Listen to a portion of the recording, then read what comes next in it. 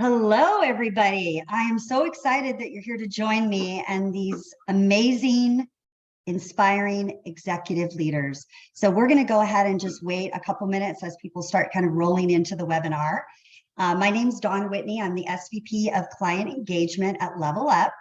And we are basically an organization that does full service talent acquisition type of work. We work with all of the HR leaders out there. We work with all of the CIOs out there, and of course, executive leaders like the three that I have on the panel today, which is very exciting. But before I introduce our speakers, I wanted to go through a few housekeeping items. So we invite you to ask questions throughout this conversation. In the bottom section of the chat, you'll notice a chat bubble icon. You can click on that and then type and submit any questions that you have during this webinar, and we will get to those, which will be exciting. And we'll also be reserving some time at the end for Q&A. If you'd like to save your questions for then, that's totally fine. The good news is we have a ton of people that have signed up to be on this webinar. No pressure, ladies. So I wanted to tell you that if for some reason you've missed it or you can't be on the entire webinar, we do have it recorded. So we'll be sharing that recorded version with you after, and it will also be on our website at leveluphcs.com. All right. Are we ready to rock, ladies? Yeah. Ready. Okay, great. So before I do the actual introductions, and I want all of you, each of you, to actually be the, have your own voice in terms of your organizations and who you are, because I can't do it justice. But what I wanted to talk about is one of the reasons that we decided to do this together, the four of us, is that we feel very passionate as women leaders that we want to shine a light on what does it mean to empower each other to grow to the highest level in an organization, right? So we want to have some authentic conversations, transparent conversations. We're going to be a little vulnerable and share some things. And we're hoping that that will actually open up whoever is watching and listening, your own curiosity around how you can internalize the feedback that you're hearing and the challenges that we've faced and apply it into your own life so that you can have growth as well. Sound good? Great. Okay, so we've gathered together some great, talented, successful women who have all become friends of mine, and we all are working together, which is exciting. All three of these women are in the healthcare space, which is the space that I've been in now for about 30 years. And I'm just really excited for you all to meet one another. So first person I want to start with is Sherry. Sherry, I have known you probably the longest. We have our experiences have spanned over, I don't know, 15, 20 years, something like that. But yeah, we've actually really gotten to know each other in the last year or so, I would say, more closely, wouldn't you? Yes, I agree. Yeah, it's been fun. It has been fun. We have a lot in common. So let's start with you. Please tell everybody about you and a little bit about your background and why you're excited to be here today. I think is a good way to start. All right, great. So thanks, Dawn. Yeah, we've known each other for a very long time, and it's really great to be here discussing these exciting topics with such esteemed colleagues. So thanks for inviting me. So as Dawn mentioned, I'm Sherry Ribeiro. I'm the VP of Information Technology and CIO at Cottage. And Cottage is a not-for-profit health system, and we are located in Santa Barbara, California. So it's really that central coast between San Francisco and LA, and we cover that part of the state. I just recently celebrated my 3-year anniversary with Cottage. I joined in January 2020, which was about 45 days before the COVID-19 pandemic. There's nothing like getting to know your team and a new organization in an unprecedented pandemic, and it's crazy. But it was a great way to really get to know people kind of in a time of crisis, and just kind of everybody, stepping up, which was a lot of fun. But a little bit about my journey. In my early career, I spent a lot of time in roles as programmer analyst, desktop support. I did some network administration in construction and engineering firms and for public utility firms. And I was doing horrible commutes, like 4+ hours a day. It was really, you know, strenuous on my life and my family, and I wanted to be close to home. And so through my network, I landed a job in healthcare IT and fell in love with healthcare. I spent about 18 years total in a variety of roles at Sutter Health, which is a 24 hospital system, more than 200 clinics in Northern California. And my last 9 years there, I was the director of EHR support services. From there, in 2016, moved to Minnesota from California. So that was a big change, especially in the weather. But I served as VP Enterprise Applications for Allina Health, which is another large organization. And so a few years later, I found myself returning to California and to my current role as CIO. And I've been fortunate to have served at really great healthcare organizations. And I really love working in healthcare and love the topics that you brought today, and looking forward to the rest of the discussion. So thanks. Oh, it's so great to have you here. So I am excited now to introduce two ladies that I'm getting to know actually through my colleague, Marty Hancock. And he was telling me when we started talking, he joined the organization last year, mid-year, and he said, there are two women that you have got to meet that you are just going to love both of them. They are inspiring and bright, competent. They're just right up your alley. So I don't even know what to say here about each of you that has not already been said by Marty to me. So I would love for each of you to talk about, as we're introducing you, how you actually got to learn about Level Up through Marty, as well, kind of weave that into your introduction so that everybody kind of knows how we have started to work together, right? So let's start with you, Jennifer. Sure. Hi, everyone. I'm Jennifer Stemler, and I have the privilege of serving as the Vice President and Chief Digital Officer for Adventist Health, which is on the West Coast. We have a sister organization, Advent Health, on the East Coast, and a few others. Adventist Health is a faith-based health system. We're integrated. We serve about 80 communities along the West Coast and Hawaii. We always joke about how often can we get to Hawaii? Not very often. So our headquarters is based in Northern California in Roseville, which is where I am today.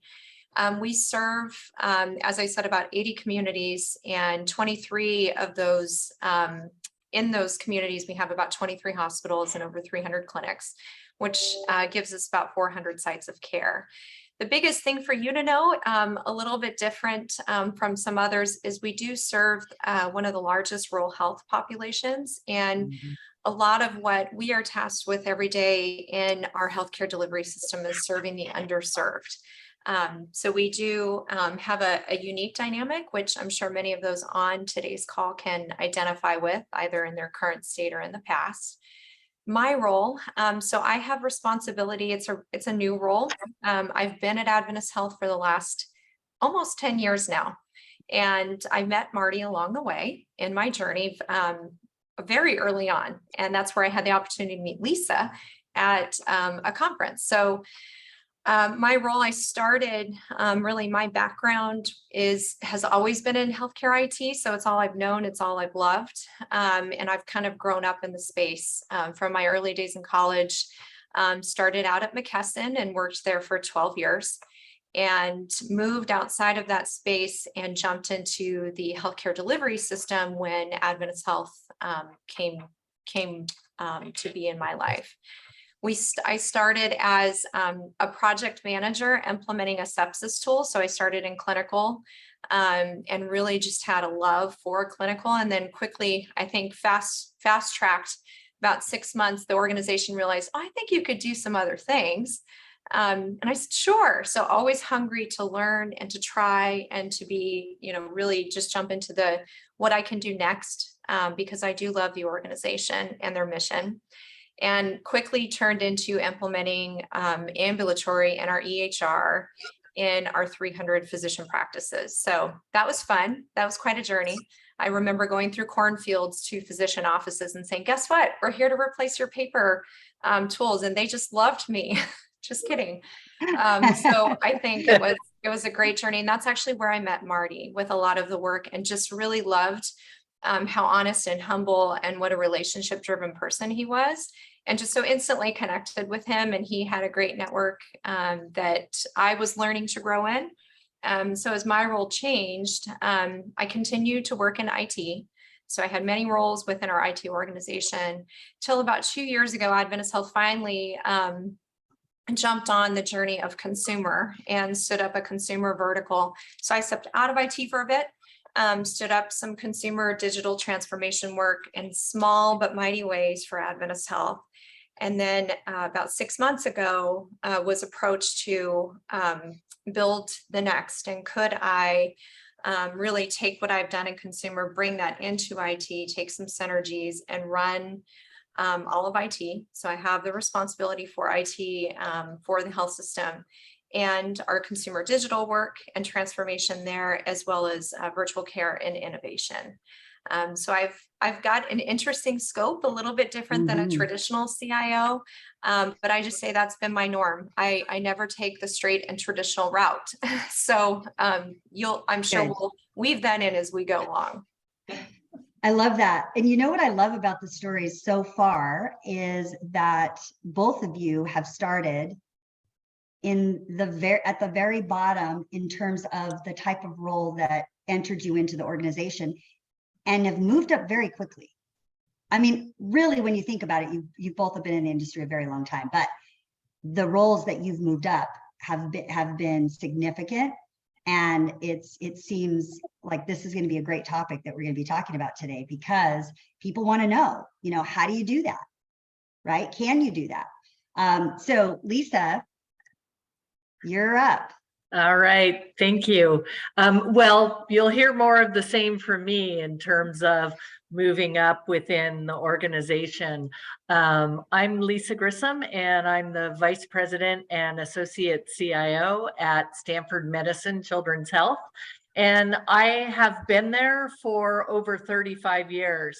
So Stanford Medicine Children's Health is located in Northern California, and there is the main hospital that is in Palo Alto, and it's actually the highest acuity children's hospital in the nation. A lot of really, really complex sick kids. One of the unique things about the organization is that unlike other standalone children's hospitals, we also have obstetric care. So we do have adults, we have pregnant women who are a very important part of our mission and journey. In addition to that, we have 70 physician practices across all of Northern California. So I'm a nurse by background and started as a staff nurse right out of college. I did my last clinical rotation my senior year in nursing school at Stanford Hospital, on the adult side. And I was very fortunate to get the one new grad nursing position that was open at the time. So I started my career and thought, I'm going to be here a couple years. I'm going to get a couple of years experience under my belt and then go on to something different. I didn't know, what that would be at the time. And now here I am 35 years later, still at the same organization. But one of the reasons I've stayed with the organization as long as I have is because I've always been challenged by the next opportunity. And I was a staff nurse, and I became a preceptor, and I was a unit educator, and I became a nurse manager. And then back in 1996, I was asked if I was interested in being on this 6 to 9 month project that was called Physician Order Entry. It was the first EHR at the adult hospital side. It was actually 6 years later that the system went live. It was not 6 months. There was 6 of us nurses that were gonna implement this system at the adult hospital. lot transpired during that time. And I made the choice after doing the first year. I was doing a half-time role in IT and a half-time role in my nursing job as a nurse manager. Felt like I had 2 full-time jobs. And so I had to make a decision about what I was going to do. And that's when I made the leap into the IT world. I started as an analyst. I became a lead. I became a project manager and implemented 4 EHRs across the 2 hospitals. So I have a lot of really complex implementation experience, and started the first production support team on the children's side, started the first project management office. When I first went to the children's side where I'm at now, there were 6 people in IT that supported the children's hospital. We have 360 now. So the growth that I've seen through the years has been tremendous. During this time of implementations and all is when I met Marty, and Marty has just been such a great colleague through the years, introduced Dawn and I, introduced me to many wonderful people. We've become really great friends, and I really value his partnership and all of the things that we've been able to do together through the years. So one other thing I just wanted to mention is I'm super passionate. One of my great passions in life is supporting and promoting women in healthcare IT. And I'm on the board and newly elected president-elect of Women in Healthcare IT. And I chair the mentorship committee. And I just thank you, Dawn and Level Up for the opportunity to be involved today. Oh my gosh, that's great. Well, I mean, what I love about your story too, Lisa, is, I mean, to stay at one organization for that long. Yes. Is huge, right? It is. And it was nothing I ever thought that I would spend my career doing. Which is so exciting though, when you think about it, is that people who are watching and listening right now, you can stay in an organization and have great opportunities or create good opportunities for yourself without having to leave and go somewhere else, right? So that's pretty exciting to talk about. All right, so let's jump into this stuff because I'm excited to kind of get going. Okay, so we had a conversation, the 3 of us or the 4 of us, around what does it mean to empower each other women working together. There is this perception, unfortunately, and it's been there forever, that even as much as we've evolved, this perception of competition, that women can't really support one another, right? There's this perception of, if you have 2 strong women, that may not work, and they can't work together collaboratively, right? And different personalities working together that maybe are a little different with different perspectives, but you still kind of, there's this thing where you kind of keep people apart from each other if there are competing personalities. So I know that this has happened for all of us. And I just want to start, I'm going to start with Sherry, but I just want to say that I too have worked with very strong personalities. I am a strong personality, and I think I'm probably not for everyone, right? Each of us could say that about themselves, but there are lessons, key lessons in those relationships that challenge you and grow you and help you evolve to become a stronger leader, a stronger woman.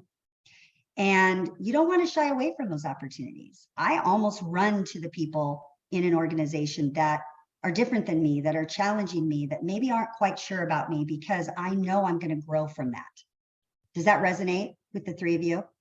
For sure. Absolutely. Okay. Yeah. So can we dispel the myth of strong women can't mentor and grow each other and still have a seat at the table?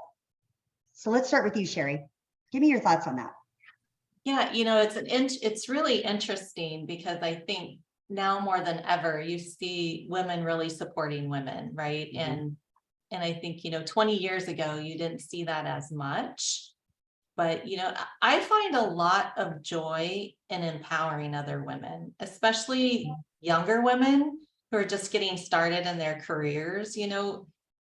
I feel like building them up and letting them know their ideas count is really important, and guiding them that it's okay to ask for that opportunity or that lead role in that project or for that raise, and not to let other women and their perceptions and their ideas about you and what you're doing interfere with that, or not to let, you know, the male side of the house, keep you from asking those questions either. And that everyone has a lot of value to bring. And so for me, it's really about how do women, as you grow in your career, reflect and be able to not be competitive, but really empower others to follow in your footsteps, Mm. right? And to Yes. really embrace the opportunities and share what you've learned along the way. Like we've all had a door that we opened, right? And so how do we show that next generation or that next female leader coming up the chain, yes, you can go through that door, and you will too have a door that you can open, and then share that with others. Kind of that pay it forward concept, right? And so for me, it's just continuing to encourage those people around me how to do that. And when you run into that competitive personality, kind of reinforce those values. Mm. I don't know what others think, but that's kind of my perspective on just kind of bringing them along. Like, hey, Yes, we're all in this together. absolutely. So Lisa, when you're mentoring people that are different from you, what are some tips? What are some tricks that you've tried over the years? Yeah, I find that there is so much value in working and interacting with people who do have a different perspective from you, do have a different approach. There's so much to be learned and gained from that. So, through the years, I have been so fortunate to have wonderful mentors that have opened doors for me and that have believed in me when I haven't believed in myself.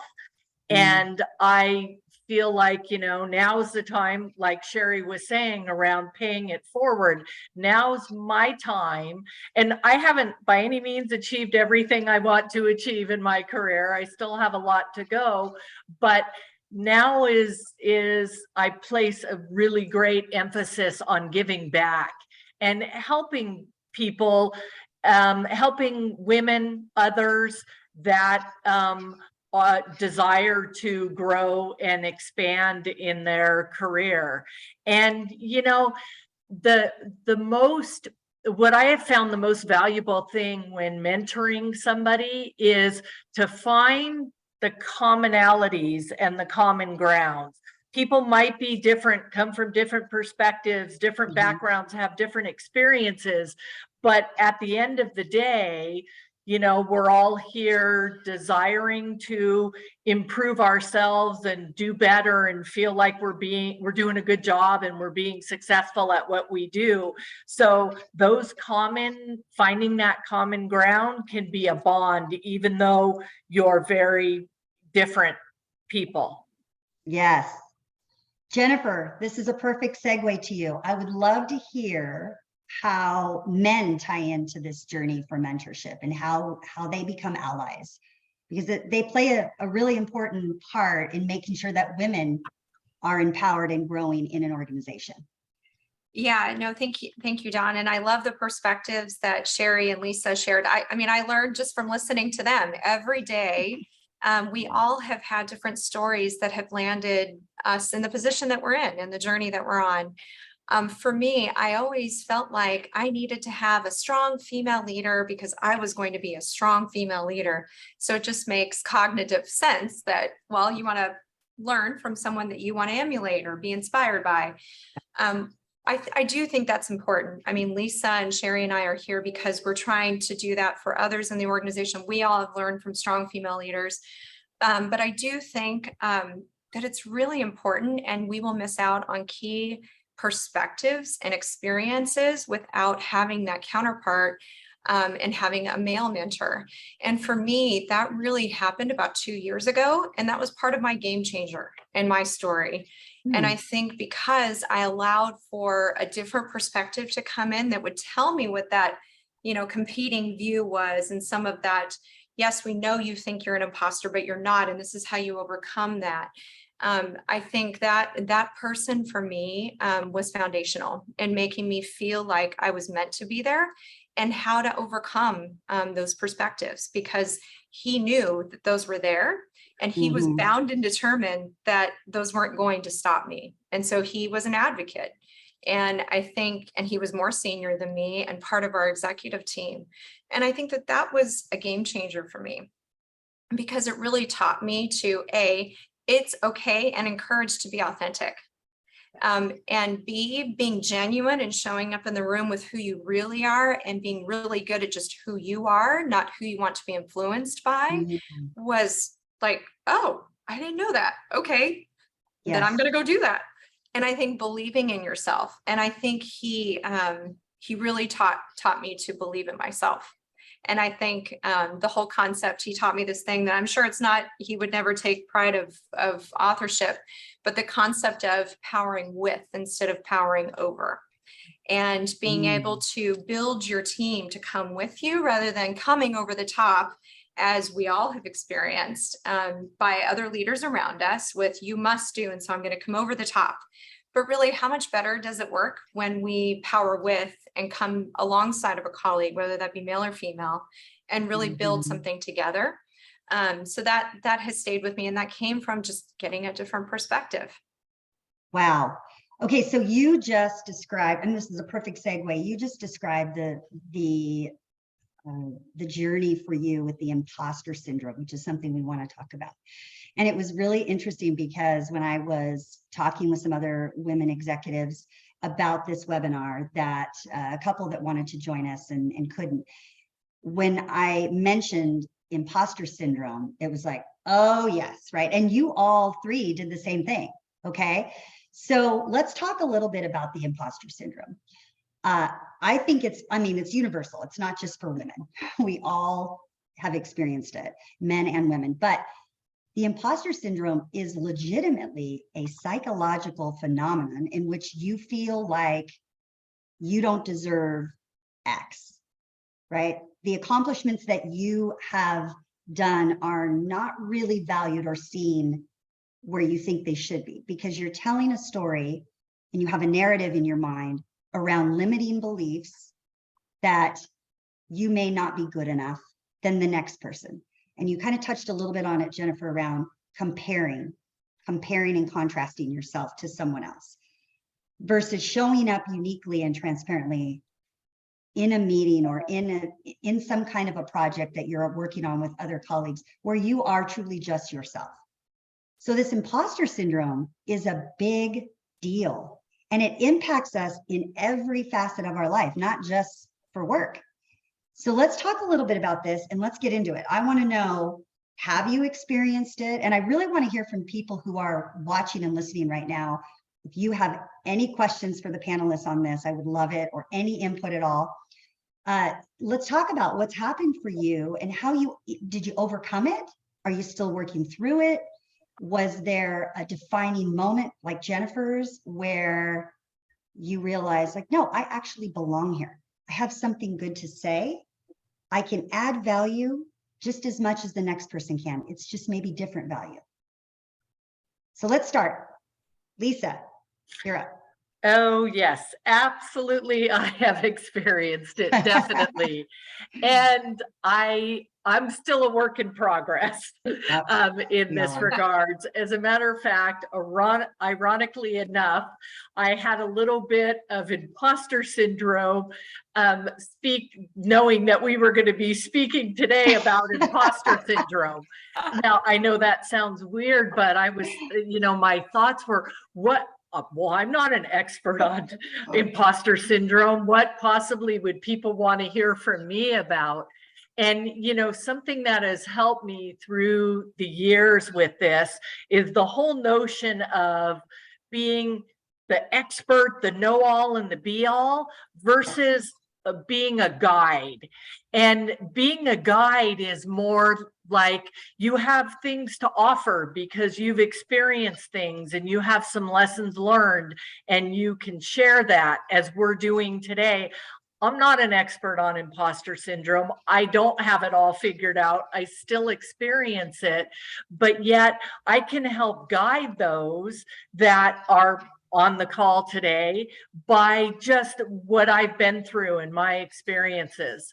And I remember when I first made the leap from nursing, where I felt very competent. I was a unit educator, I was a preceptor.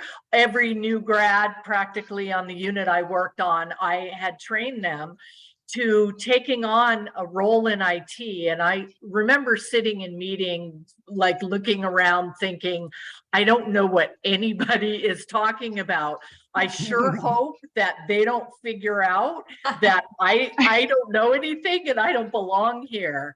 I had, it was really bad. And I remember coming home and talking to my husband and being like, oh boy, I mean, they're using all these acronyms and these technical stuff and everything.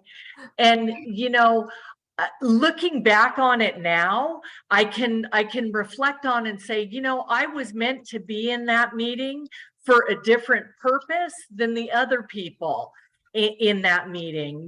They were technical. I wasn't. I was a clinician.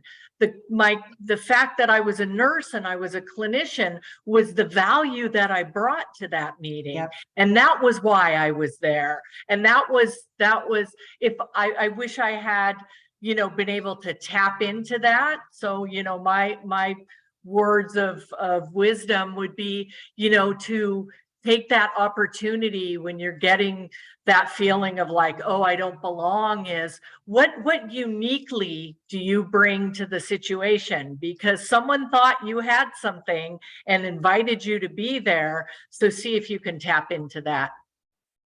Oh, I love that. I love that. That's perfect. Sherry. Yeah, that is so great.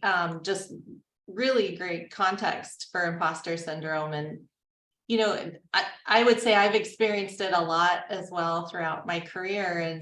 And I looked it up, Dawn, as we were talking about this, and, found a study that 75% of executive women have experienced imposter syndrome at some time in their career. And it's just an alarming number. Like, it's so high. And so I was reflecting on this, and, it started for me even back in college, right? You're getting into a technical field that at that time was really male dominated. And, you have these feelings of being inferior or out of place or not highly skilled or maybe not technical enough. Right. Yeah. And it's a real thing. And so my experience really was around, going in as starting to be that computer programmer, right? And you'd get these projects and, I feel like women bring a more social aspect to everything, right? We want to ask questions. We think we should do it together, and so asking those questions of my peers, it just was not welcome. They were benign questions like, what ideas do you have? What approach do you think you're going to take? And it wasn't anything, but it gave me this feeling of, I didn't have the skill. I would wonder whether I knew what I was doing. And I got all those feelings of, should I even be here? Am I good enough? Right. And of course I had the skills and I knew what I was doing, and I just had to push through. And so I use this example because it's at that point really early in female career journeys in these areas where they're mostly male dominated, that we can experience doubt, right? We can be influenced to choose another career, not go this route. And you just have to trust yourself. You have to give yourself a chance, find mentors and people that are in your corner, and really lean on them to reinforce the value that you bring, and just know you're right where you should be, and just stand tall in that moment. And so I that's love kind of my that. experience and advice I'd offer. I love that. And before I pop over to you, Jennifer, I just want to say something that was kind of going through my mind when I think about the imposter syndrome and how it's impacted me. I mean, I definitely had it, right? Before I started my own company, before I joined Level Up many years ago, I remember being at another company for quite a few years, and I had started the healthcare division there. And I'd worked there for many years, kind of like what you were saying, Lisa, you're just comfortable. And then the company was being acquired, and I flew to meet the executives, and I was the only woman executive out of a whole panel of men, which was fine. You know, we're kind of used to that, but I didn't feel like it was the right place for me to be. There was just a feeling, and I kept having this thought, like, I have to go do something else. And so I left and thought, I'll go work for someone else. And one day I was like going through the emails and looking at things, and my husband was like, what are you doing? Why don't you just start your own company? You have, all of the talent to do it, and likability to do it. And, these customers were working with you because they liked you. They believed that you were competent, and also warmth, because a combination of warmth and competency equals charisma. Yeah. And if you have too much of one and too little of the other, or vice versa, people are suspicious. People are not sure, right? So there's this whole thing around this whole concept around having this good blend. And I knew that I had it, but I doubted that I could start my own company. And I didn't know what the heck I was going to do. I was petrified. But when I sat down and I really thought about it, I was like, wait a second, I think I can do this. And that I think I can do this turned into, no, I can do this. I know I can do this. And there were people coming in and saying, do you have a business case? Have you gone and pitched this to the bank? What are you going to do here? And I was just like, no, I'm not doing any of that. I'm just doing this, So, and the funny thing is, that's when Sherry and I started working together when you were at Sutter, is I just didn't really even have a plan. I created a plan through the process, through the whole journey. But for me, I was grappling the whole time with this imposter syndrome. And then when I finally was acquired, I sold my company to Level Up, then it all started all over again. And here was this damn imposter syndrome popping into my world again. And I had to stop and say, Dawn, come on. I had to have a conversation with myself. Is this resonating, Jennifer, with you? I was no, that's like, Dawn, that's exactly what I was going to say as I listened to all of you, but then you just completely gave me the segue. I have an amazing female mentor and coach, and she has created this band of sisters, I call it, and she's labeled it the Rise Group. And I think one of the things that she was talking to me a week or so ago, she said, Jennifer, would you coach yourself the same way that you're talking to yourself? Oh, I love that. And I said, gosh darn it, Lisa, you're so right. And I said, of course not. She said, then why are you doing it? She said, if a colleague or someone that you're mentoring or a friend, if they came to you with the same questions you're asking yourself, would you coach them the same way that you're telling yourself that you're not worthy, you're not capable, you're not qualified, you're not the right person in the room? I'm just and she said, of course you wouldn't do that. You build people up. So you need to understand, you need equity and your ability to tell yourself that and catch yourself when you're not. Oh my gosh. I think that is the best thing I have heard all day. That I take no credit. That's my friend Lisa. I want to know how I get into this Rise Group. we all want to be a part of this group. Absolutely. Oh, Yeah. more the merrier. And we're all strong female leaders. Going back to that earlier question, it's like you've got to conquer some of those hard things because none of this is easy. If Yeah. we're saying that for anyone in the audience, if you come away thinking this is easy, then we have misled you. Right. Yeah, It's hard. And so banding Yeah. together with people that really share and wanting to conquer some of those hard things. absolutely. And we say the worst things to ourselves Oh, that we would Yes, never for- say, right, to anyone else. We say it in our head as we're going into a meeting or as we're getting prepared for something, you know, we kind of put that on ourselves. So I think what you just Yeah. said is so true. And how does that feel for everybody else? Oh, in the future, I'm going to check myself when those negative, self-talk happens. And would I say that to somebody else? Yes. Is this, would I, think that of somebody I'm mentoring? I love that. I love that too. It's tuning it for yourself like you would for somebody else. Yeah. Yeah, it's so Yeah. good. And I Great think advice. too, oh, go ahead, Sherry. No, it was just great advice. I'm gonna take that as well. It's the coaching yourself mentality. And so thank you, Jennifer. Yep. Awesome. Yeah, that was good. Look, Jennifer just coached us all right here in the Yeah, I'm passing on. I'm paying it forward. paying it Excellent. forward. I just love that. Well, so one of the things around that is that, when we're thinking about something big that's going to happen, we want to, maybe there's a job we want, right? There's an opportunity within the organization. And I feel like the three of you, this will resonate with, but there's something and you're like, I really want this, but I don't know if I deserve it or if I'm qualified enough for it. And I know that so-and-so over here is more qualified. And so I'm just not gonna apply, right? I'm just not gonna do it because I need more experience. I need more mentorship and I'm not ready. I know this resonates with a couple people, and Lisa, we talked about this specifically, I think. Yes. How do we pass this on to people who are watching and listening right now that you want to get yourself in there, right? You have something to offer. So let's talk about that. Who wants to go?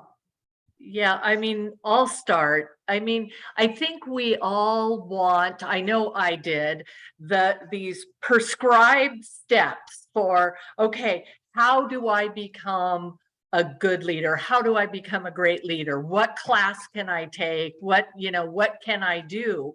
And leadership is a journey and it evolves over time. And I think if you're doing it right, you never stop growing and learning. And so you don't have to, I always put so much pressure on myself that, I wasn't qualified. I don't know enough. I don't belong in this. It was other people. And I had one key woman in my life who did believe in me and push me. And why aren't you applying for this role? You'd be perfect for this role. And just, if I had believed in myself as much as she believed in me, she helped me to get where, I wanted to go. But leadership is all about, you want to build it. It's all based on trust, right? And it's the connections and the relationships that you form. And trust doesn't happen overnight. It happens in the small little ways that you consistently, act over time. And that's how you gain people's trust. And,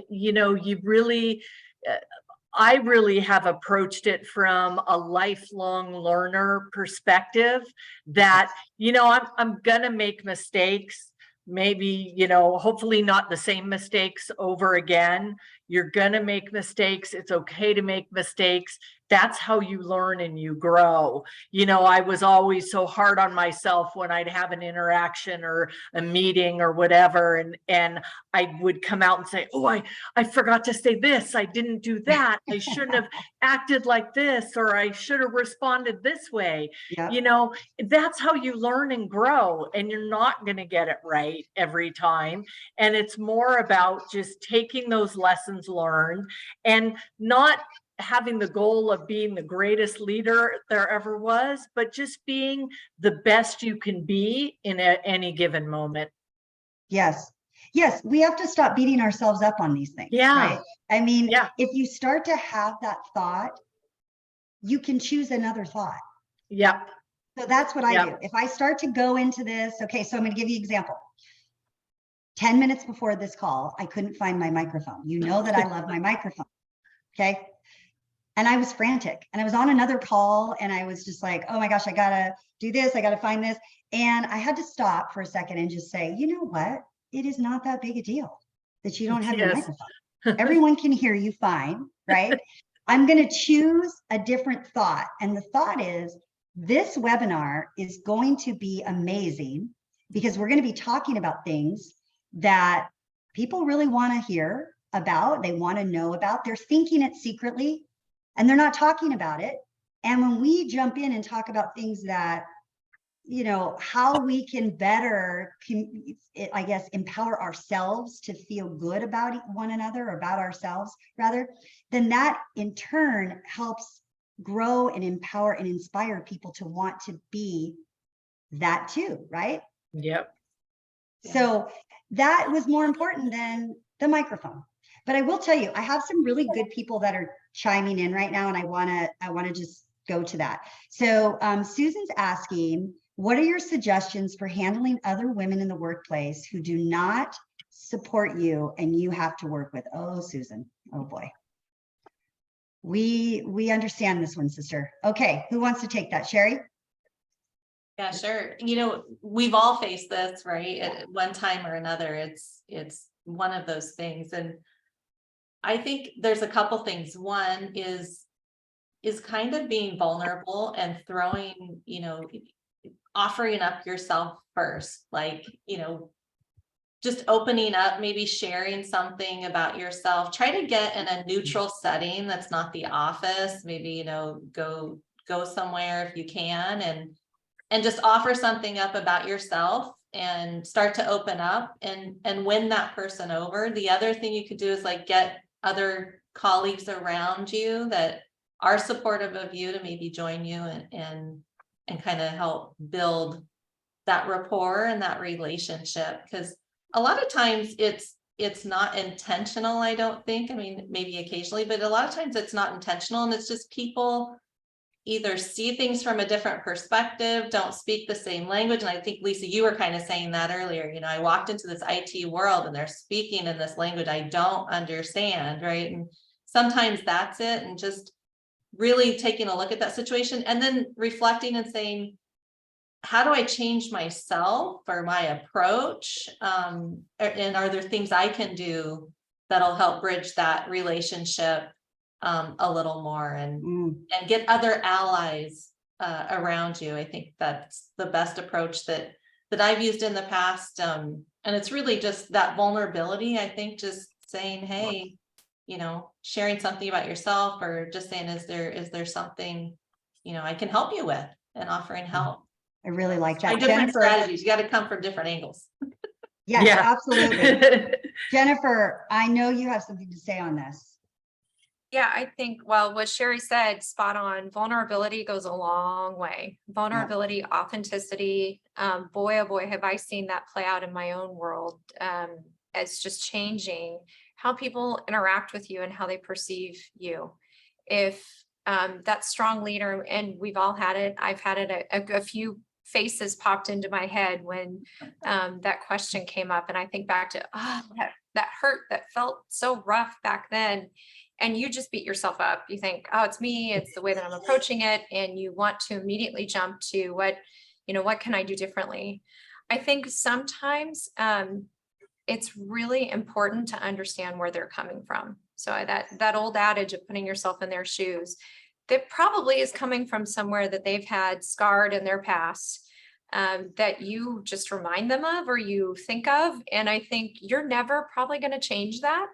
But I think the more you can be vulnerable and say, hey, I'd really love to work together on this next project. I know this isn't easy, but I'm willing to try. And being that olive branch, I think is really super important, because we're all prideful in some ways, but it takes that first person to be humble and, hey, not prideful, and just say, I just want to make this work, because in the end, it will take time, and you don't want that to ruin other opportunities. And so I think it's important to give it a go if you can. Extending the olive branch is like, I live by that. I love that. And if you'd asked me if I believed in that 25 years ago when I started out, I would say, no, I'm not doing that. That's her issue. That's his issue. I'm just going to be who I am. I don't care what that person thinks, right? This is what happens as you grow as a leader. You realize that actually you do care what that person thinks. We all want to be liked. We want to be respected and valued. And so does that other person that you're having the issue And with. you're in the spotlight. People are watching you. Oh, So yes. people are watching how you interact. They know it's a difficult situation. I always think back, I have one daughter, and I have sons, but my one daughter, when I think of, what if she were watching this right now? What kind of example am I setting for her to be mean and spiteful, or to dig in my heels? And you know, your coworkers, your colleagues, your staff, they're watching how you're interacting with that difficult relationship. And how Right. great would it be to be the example of, hey, let's just take off the pride and just give it a chance. Yes. And aren't they Yeah. surprised when you actually do end up mending that relationship and working it out? Yeah. Then no one knows what to say. They're like, well, okay. The energy goes somewhere else, right? Yeah. So there's so many good questions. Okay, here's another one from Martha. What would you each like your legacy to be? Oh, wow. Okay, you got to answer this in 30 seconds, everybody. And is there a certain technology, since you're all in IT related, that you realized or created that you brought into your organizations? So 2 questions there. So Lisa, 30 seconds. What do you want your legacy to be? That I helped and supported and coached and mentored women that I helped open the door for them. Darn it, that's mine. Yeah. You just stole it. Sherry, how about you? Yeah, mine's similar, right? And really a focus on the younger generation, right? And helping them just get started. And kind of navigate the whole process and their journey, and letting them know, you know, where you are today is not where you're going to be 10 years from now. Mhm. Don't sweat it. Just go with what feels right and know that you belong, and, you know, take some risks and try it out and get some good mentors and people in your corner. And so I hope, you know, that when I walk away, you know, there's people that'll say, hey, you know, I'm here because I took that chance, and I want to be in their corner for a long time. Oh, I love that. Jennifer, what's your legacy? Mine is pretty, I'm a simple person. I think I want my children to know that I made a difference, and that can be small or big, anywhere in between. But I want them to know that they also should feel empowered to be authentic leaders in whatever career that they're in. My daughter, I mentioned, she's at nursing school at USF, and I want to encourage her, and I want her to look back and say, all right, well, I could see what my mom did in that. She has no idea probably what I do. I don't know about all of you, but trying to explain that to your For sure. teenage kids as they're growing up. And I think, you know, my legacy is I want my children and those younger generation, my friends, the people that, you know, they bring over the house, their college friends that are trying to get advice. I want them to know that they can be empowered to really be an authentic leader in whatever field that they're in. Oh, I love that. Okay. I Also, went to USF for nursing school, Jennifer. yeah, you Yay! too. She's going to do great then. She's got Lisa. Yes. Yeah, I Jennifer, actually taught there for a year as well for the Oh my school of gosh. nursing. Yeah. Jennifer, I was just thinking, you have to get your daughter connected to Lisa. Like they should, Yes. that's a mentorship Happy. I opportunity. would love to. Yeah. I mean, that's a mentorship opportunity. There you There- go. So, okay, let's answer the last part of her question. There's so many more things popping up, but I want to make sure we answer Martha's. So very quickly, a certain technology that you realized or you created and brought into organization, Lisa. Well, as I mentioned at the very start, I have been responsible for leading and implementing 4 electronic medical records Yes. between the adult hospital and the children's hospital. And I love that really complex, meaty, challenging sort of projects. And so, I mean, I think you can't get any bigger really than implementing an electronic medical record. And True. so I would say that that's at a pretty large scale. Yes, it is, but that I've done it 4 times. Yeah, that's a lot. Yeah. Sherry. I haven't created anything, but like Lisa, been on that electronic medical record journey. And I would say the second biggest thing you do is enterprise resource planning, or ERP system, which is your HR Doing that now. and supply chain. So brought those into organizations, helped, lead the charge for selecting those systems. And it's fun and challenging, and at the end of the day you kind of walk away, and with the EMR, it's our way of saving lives, right, and taking care of patients. I'm not a trained clinician, and didn't want to be, but definitely have that connection to purpose every day. And so I love it. anything we can bring in to help with that is great. Jennifer, you're the Chief Digital Officer. I'm sure you've done quite a bit. Well, like Sherry, I never want to take credit for creating. I have been influential and part of sponsoring and getting things over the finish line to transform the way that we interact with our patients. So I think the consumer focus and bringing digital technology to the fingertips of people that I am sitting right there on side of with my in-laws as they get older and needing to have healthcare at their fingertips. So a lot of the consumer technologies that we've lit up in the last 2 years, I've been very proud of that work, because I can relate to me, my kids, my in-laws, my neighbor, with needing to access healthcare differently than a doctor's office and exam room. And so those key things I've done. The EMR, of course, that's where I started with bringing our clinics live. I love physician, the challenge with making things easier for physicians. So I think that's always core. But what excites me and gets me going is transforming healthcare from the consumer perspective. Wow, this has been so great. All right, we have a couple minutes left. So I know that Lisa Davis, she told me she's watching, so I'm going to give her a little plug. So Lisa Davis was on my last webinar that we did here at Level Up. She is the CIO of Blue Shield. I think all of you probably know her or know of her.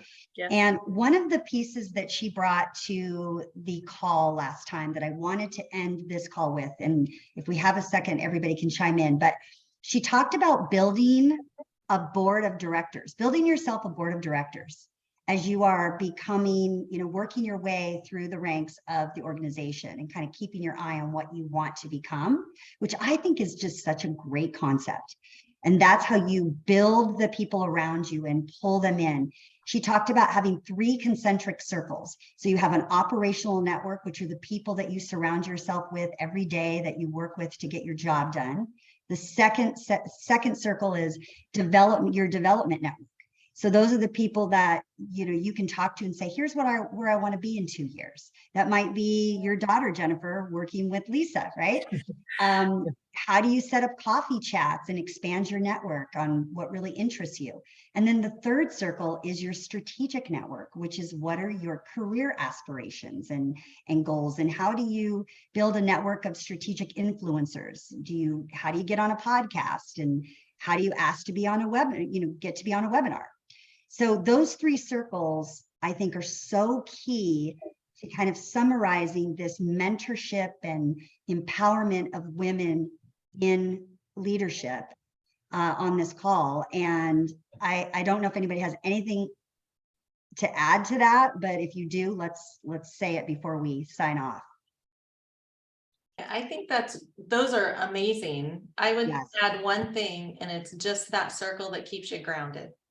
Right? Ooh, I love it. I'm a new grandmother. I have a 1-year-old. My granddaughter just turned 1-year-old. She keeps Oh, wow. me grounded and helps me with that creativity, right? You just watch how they learn. And so that's the only piece I would add, but I love that. I I love would it too. add, Excellent. find the people that believe in you and then believe them. Yes. And then be it. Then go share that with other people other women that maybe need that same encouragement. How about you? You got anything left there, Absolutely. Lisa? Anything in the tank left? Yeah, no, I mean, it all resonates with me, and it's just been such a pleasure to do this today. I mean, I took some notes, I learned some things. I love it. I'm just really, you all inspire me greatly, and I just feel so privileged to have been able to be part of this today. Oh my gosh, I mean, a huge thank you to all of you. I mean, this has been such an inspiring panel. We are getting so many wonderful, wonderful notes coming in, people thanking each of you and that they've taken notes, that they've been inspired. Just thank you so much for all the audience listeners. And I hope that we get to do another one of these, but there's so much more to talk about. I know. Yeah, didn't thank even you, Dawn. We didn't even touch it all, but Yeah, that's all right. this has been amazing. Thank you so much, Thank ladies. you. I really appreciate you. Yeah, Thank thank you, you for the Dawn, for hosting opportunity. this. Oh, yes, it's been great. It was fun. Thank you. Bye. Thank you. Bye-bye. Bye.